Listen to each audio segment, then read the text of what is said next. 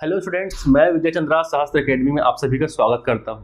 दोस्तों, जैसा कि हमने चक्रवृद्धि ब्याज का कुछ क्वेश्चन स्टार्ट कर चुका था और उसमें मैंने आपको सभी बेसिक्स ट्रिक्स बताए थे, मेथड बताया था।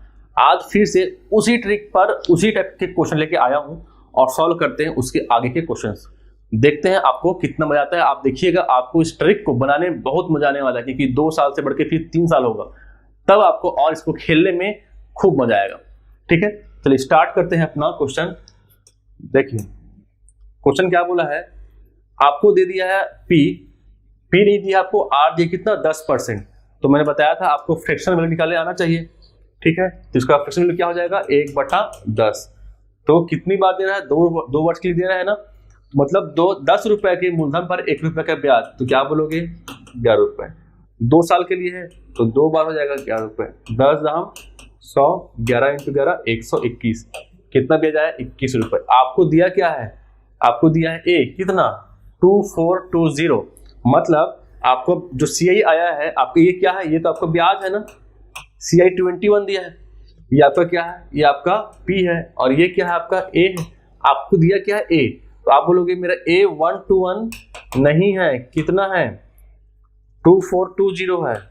कितना गुना ज्यादा, 20 गुना ज्यादा, इसलिए आपका मूलधन कितना हो जाएगा 100 नहीं 20 गुना ज्यादा, 2000 रुपए आपका मूलधन हो जाएगा। CI निकाल देंगे, CI कितना हो जाएगा 21 नहीं 20 गुना ज्यादा, 21 गुना 42, 420 रुपए क्या हो जाएगा आपका मूलधन, सॉरी आपका चक्रवृद्धि ब्याज हो जाएगा। क्लियर है, चलो आगे देखते हैं। अगला क्वेश्चन है, इसमें देखो आपको 2 अलग अलग ब्याज दर दिया हुआ है, तो कोई दिक्कत नहीं है। हो सकता है कि मैंने किसी को पैसा उधार दिया तो मैं बोलूंगा यार तेरे से मैं इस साल तो भले ही 10% ले लूंगा, लेकिन अगले साल मैं तेरे से 20% से कम नहीं लूंगा, है ना। तो 2 अलग अलग वर्ष है, तो दोनों में अलग अलग रेट ऑफ इंटरेस्ट लग गया। ठीक है, आप 2 बार अलग अलग निकाल लेना, कोई दिक्कत नहीं है।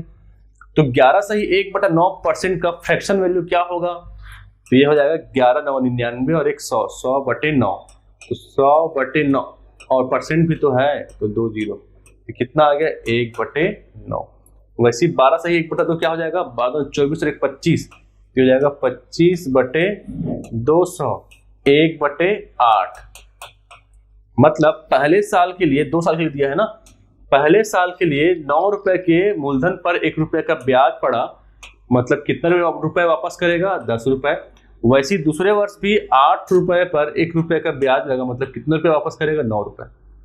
ठीक है, तो अगर कटर तो काट दो, 9 से 9 गया, 2 से 4 बार में, 2 से 5, मतलब 4 रुपए के मूलधन में वो 5 रुपए का ब्याज लग रहा है।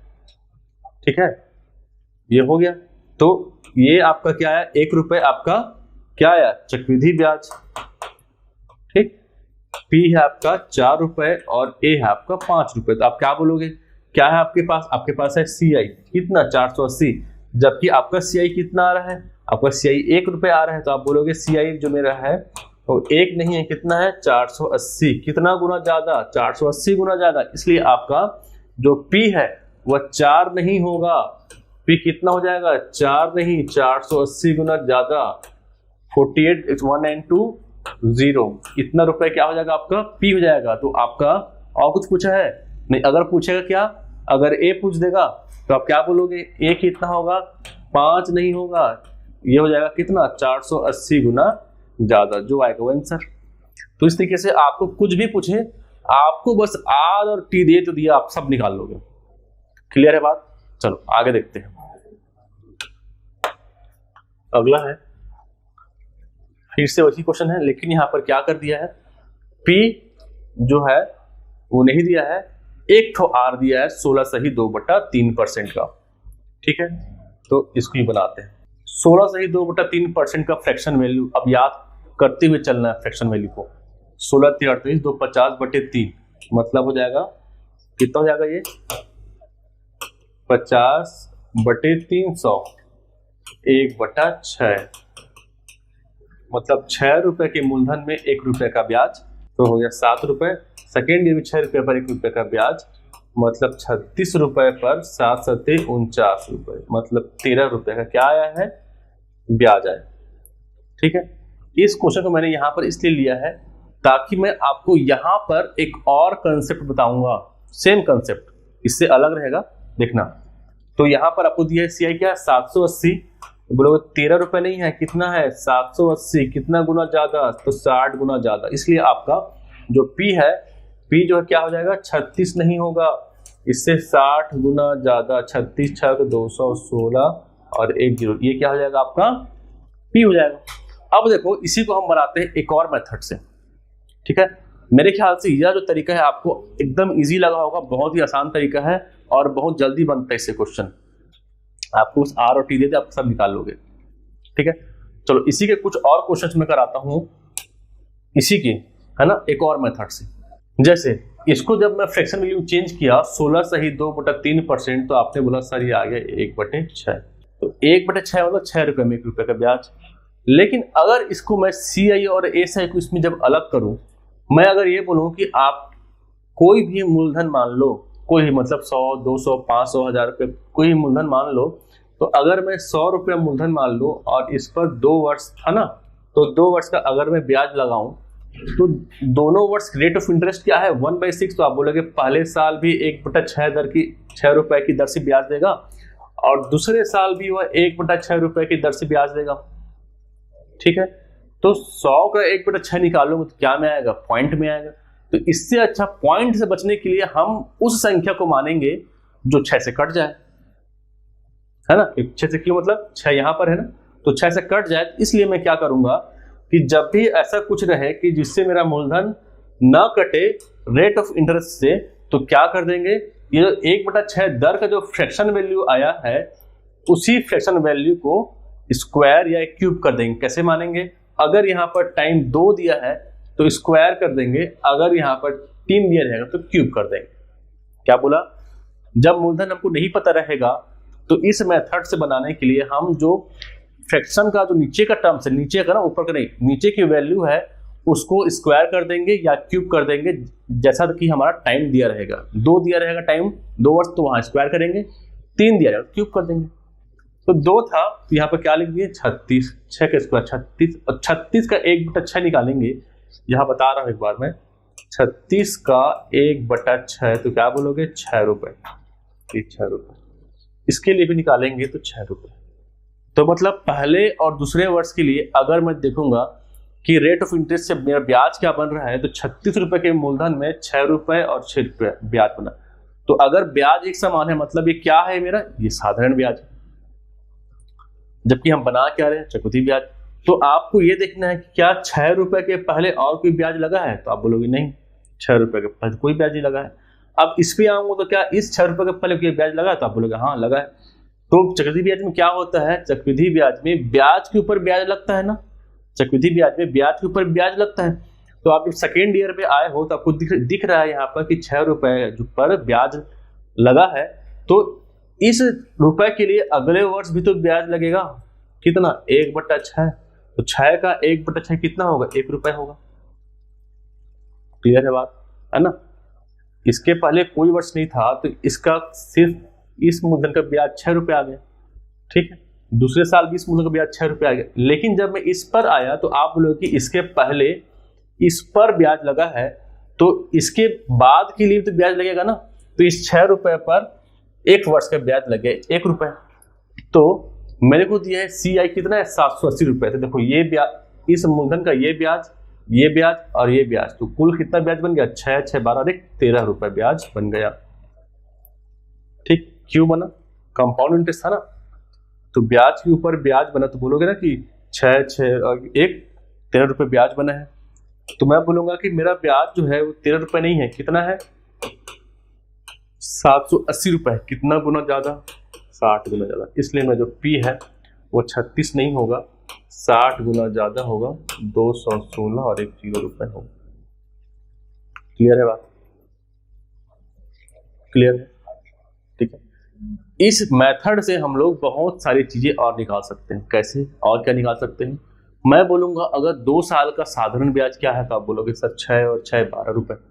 मैं बोलूंगा 2 साल का साधारण ब्याज और चक्रवृद्धि ब्याज को मिला के कितना है, तो आप बोलोगे 6 6 12 और 1 रुपए।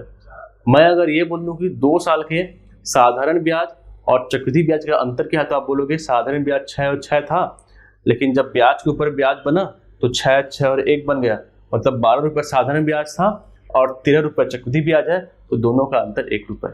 अगर मैं सिर्फ यह बोलूँ कि दूसरे वर्ष का, 2 वर्ष का नहीं, दूसरे वर्ष का चक्रवृद्धि ब्याज कितना है, तो दूसरा वर्ष ये है और इसका चक्रवृद्धि ब्याज कितना है, 13 रुपये है। तो आप यहां से बहुत सारे डाटा को निकाल सकते हैं, फाइंड आउट कर सकते हैं। क्लियर है? चलो इसके बाद कुछ और क्वेश्चंस देखते हैं और एग्जांपल भी देखेंगे, अभी और एग्जांपल देखेंगे, है ना। जैसे यहाँ पर अगर मैं इसी क्वेश्चन को और किसी फॉर्मेट में बताऊं, इसको देखते हैं, इस प्रश्न को अगर देखें, ठीक है, इसको भी अगर मैं आप लोगों को उसी मेथड से बताऊं तो कैसे बनेगा, देखते हैं। आपको फ्रैक्शन दिखा, 10% दिखा 10%, तो आप बोल दिए 1/10।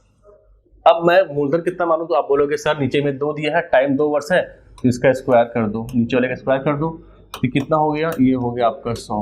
तो 100 रुपए का 2 वर्ष का ब्याज अगर देखूंगा तो पहले वर्ष और दूसरे वर्ष, तो पहले वर्ष पर भी कितना, 1/10, तो 100 का 1/10 करेंगे तो 10 रुपये आएगा, ठीक है। 100 का 1/10 बराबर 10 रुपए, इसका भी निकालेंगे 1/10 तो आएगा 10 रुपए। अब मैं देखूंगा क्या इसके पहले कोई ब्याज है, तो आप बोलोगे नहीं, तो इस पर ब्याज लगेगा नहीं। इस वर्ष जाऊंगा तो इसके पहले कोई ब्याज है, तो आप बोलोगे हाँ इस पर है, तो इस पर 1 वर्ष का ब्याज लगेगा, तो इस पर 1 वर्ष का ब्याज लग गया 1/10, 10 का 1/10 1 रुपए, 10 का 1/10 1 रुपए। तो मेरा कुल ब्याज, मेरा जो चक्रवृद्धि ब्याज है वो कितना बना, 10 10 1 21 रुपए मेरा चक्रवृद्धि ब्याज बना। तो क्वेश्चन के हिसाब से क्या हो रहा है, जो चक्रवृद्धि ब्याज वो तो हमको नहीं पता, ए दिया है 2420, तो मेरा ए कितना हो जाएगा, मेरा ए कितना हो, देखो ये ब्याज है, ये ब्याज है, साधारण ब्याज 10 10 20 रुपए, और चक्रवृद्धि ब्याज क्या हो जाएगा, 10 10 20 और 21 रुपए चक्रवृद्धि ब्याज हो जाएगा। तो मेरा जब मैं ब्याज में इस मूलधन को जोड़ दूंगा तो ब्याज प्लस मूलधन क्या बनता है, ये बनता है मिश्रधन। तो आप बोलोगे जो मिश्रधन है वह कितना बनेगा, जो ए है ना 100 10 20 21, मिश्रधन बनेगा 121। तो आप क्या बोलोगे, सर मिश्रधन जो है 121 नहीं है, कितना है, 2420 रुपए है, तो कितना गुना ज्यादा, तो आप बोलोगे यार उससे 21 दूना 42 और 1 0, तो इसलिए 1 0 मतलब 20 गुना ज्यादा है, इसलिए आपका जो मूलधन है उसमें कितना हो जाएगा, वह 100 ना हो करके 20 गुना ज्यादा, मतलब आपका मूलधन हो जाएगा कितना, 2000 रुपए। और अगर मैं देखूंगा कि मिश्रण कितना होगा, तो कितना होगा, ये ब्याज अपना 21 नहीं है, 21 से 20 गुना ज्यादा 420 रुपए, ठीक है। तो इस तरीके से आप देखें कि आपको चक्रवृद्धि ब्याज, अगर मैं बोलूं दूसरे वर्ष का चक्रवृद्धि ब्याज कितना है, तो आप बोलोगे दूसरे वर्ष का चक्रवृद्धि ब्याज 10 और 11 रुपए है। 2 वर्ष का साधारण ब्याज बोलूंगा तो बोलोगे 10 और 10 20 रुपए है। 2 वर्ष का अगर बोलूंगा कंपाउंड इंटरेस्ट टोटल, तो क्या बोलोगे 10 10 20 और 21 रुपए। अगर बोलूं 2 वर्ष का साधारण ब्याज और चक्रवृद्धि ब्याज का अंतर कितना है, तो 10 10 20 साधारण ब्याज है और 21 रुपए चक्रवृद्धि ब्याज है, तो मतलब क्या 1 रुपए आपका क्या है, दोनों का अंतर है। क्लियर हुआ बात।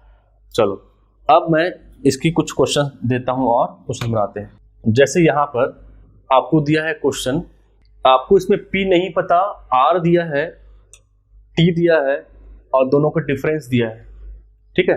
तो सबसे पहले मैं बताया था कि आपको जब भी P नहीं देगा तो आप उस R से क्या करोगे, P निकालोगे। तो पहले आपको इसका फ्रैक्शन वैल्यू पता होना चाहिए। 14 सही 2/7% को सॉल्व करेंगे तो 14 7 98 और 200 100/700 मतलब 1/7। अब P नहीं दिया है, टाइम दिया है, तो क्या कर देंगे, इस 7 का क्या कर देंगे, स्क्वायर कर देंगे, कितना आ गया 49 पे लगाएंगे 1/7 से 2 वर्ष के लिए, तो क्या हो जाएगा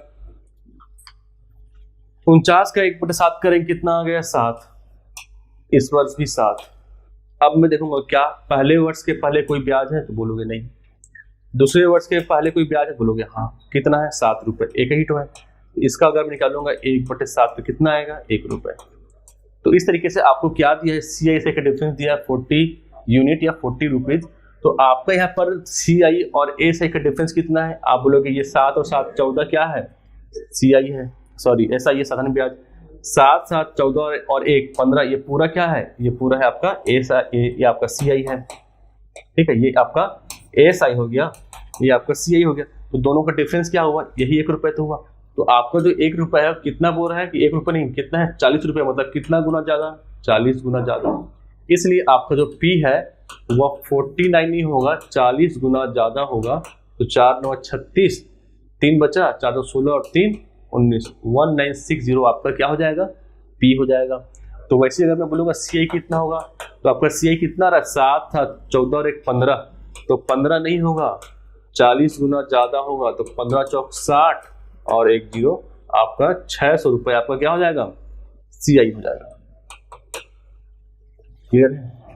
तो इस तरीके से आप देखे होंगे, आपको यह टॉपिक का क्वेश्चन जो है, इस टॉपिक का क्वेश्चन, इस टाइप का क्वेश्चन बहुत ही आसानी से बन रहा होगा। ठीक है, चलो एक और क्वेश्चन देखते हैं इसका। एक और क्वेश्चन देखते हैं। P आपको नहीं पता, R 15% है, T दिया है 2 वर्ष और CI का डिफरेंस भी दिया है। बस आपको R से मतलब है, T से मतलब है। ठीक है, आपको दिख गया क्या, R दिया है 15%। तो आपने क्या किया कि जब R 15% है तो इसका फ्रैक्शन वैल्यू हो जाएगा 15/100, 5 दिया 15, 5 20 100, 3/20। क्लियर? अब 3/20 आपका क्या निकल गया है, R निकल गया है। तो कितने वर्ष के लिए है, 2 वर्ष के लिए है। तो आप बोलोगे सर इसका स्क्वायर कर दो, सिर्फ नीचे वाले का ना, ऊपर का नहीं, सिर्फ नीचे वाले का। तो 20 का स्क्वायर कितना हो गया, 400 रुपये। कितनी बार, 2 बार। तो 400 का 3/20 और 400 का 3/20 पहले और दूसरे वर्ष के लिए। तो मैं यहाँ पर बता देता हूँ, 400 का 3/20 करेंगे तो 20 दूना 40 हो गया। तो 20 दिया कितना आ गया, 60 रुपये। मतलब पहले वर्ष भी 60 रुपये ब्याज बन रहा है और दूसरे वर्ष भी 60 रुपये ब्याज बन रहा है। क्या इसके पहले कोई ब्याज है, नहीं। क्या इसके पहले कोई ब्याज है, हाँ। तो ब्याज पे ब्याज बनेगा सेकेंड ईयर के लिए। तो इसका 3/20, 20 दिया 60, 3 दिया 9। तो आपका जो टोटल CI बनेगा वो CI कितना बनेगा, 60 60 20 और 9 129 रुपये आपका CI बनेगा। तो SI क्या बनेगा, SI 60 और 60 20 120 रुपये बनेगा। तो दोनों का डिफरेंस आपको दिया है यहाँ पर, दोनों का डिफरेंस कितना है, 180 रुपये। तो आप बोलोगे दोनों का डिफरेंस है कितना आ रहा है, 9 रुपये आ रहा है। तो आप बोलोगे कि 9 नहीं है, कितना है, 180 है। कितना गुना ज्यादा, 2 गुना ज्यादा, 20 गुना ज्यादा। इसलिए आपका जो P है वो 400 नहीं होगा, 20 गुना ज्यादा, मतलब कितना, 8000 होगा। ठीक है, और CI कितना हो जाएगा, तो CI आपका कितना है, 129। तो 129 नहीं है, 20 गुना ज्यादा, 9 दूना 18, 12 24 25, 2580 रुपये आपका क्या है, CI है। ठीक है, तो इस तरीके से आप समझ रहे होंगे कि आपका जो ये मेथड है बहुत ही यूनिक है और बहुत ही अच्छा है। इससे आप लोग अलग अलग भी वर्ड्स को निकाल सकते हैं, आंसर को ला सकते हैं। क्लियर है? तो ये मेथड को हम लोग आगे 2 साल के लिए भी और 3 साल के लिए भी इस्तेमाल करेंगे। ठीक, और बहुत सारे इससे जुड़े हुए क्वेश्चन करेंगे। आपको बस ये ध्यान देना है कि आपको ऊपर वाले का स्क्वायर नहीं करना है। ऊपर में 3 है, 5 है, 7 है, कुछ भी रहे, आपको से मतलब नहीं है। बस नीचे वाले का स्क्वायर या नीचे वाले का क्यूब करना है। कब, जब आपका ये T दिया रहेगा। कितना दिया है, 2 दिया है, तो नीचे वाले का स्क्वायर करो। 3 दिया है तो नीचे वाले का क्यूब करो, ऊपर का कुछ मत करना। ठीक है, सिर्फ नीचे वाले का स्क्वायर या इसका क्यूब करना है। ठीक है, उसके बाद आपको देखना है कि यहाँ पर जो ब्याज बन रहा है उसके पहले अगर ब्याज है, 2 है, 3 है, 4, सबके ऊपर ब्याज के ऊपर ब्याज, ब्याज के ऊपर ब्याज बनता है। यही तो चक्रवृद्धि ब्याज है। चक्रवृद्धि ब्याज में क्या होता है, ब्याज के ऊपर ब्याज बनता है ना। इस चीज को ध्यान देना। क्लियर है? तो मैं आशा करता हूं कि आपको ये टॉपिक यहां तक बहुत अच्छे से समझ में आया होगा। अगर और जानना है तो आप इसको बार बार, है ना, बार बार देखें, बार बार समझे, बिल्कुल समझ में आएगा। और इसके लिए आपको कुछ नहीं करना, ये फ्रैक्शन को बस तोड़ने आना चाहिए। इस फ्रैक्शन को तोड़ लेंगे तो बन जाएगा। ठीक है, मिलते हैं अपन नेक्स्ट वीडियो में फिर से इसी कंसेप्ट के साथ। Thank you.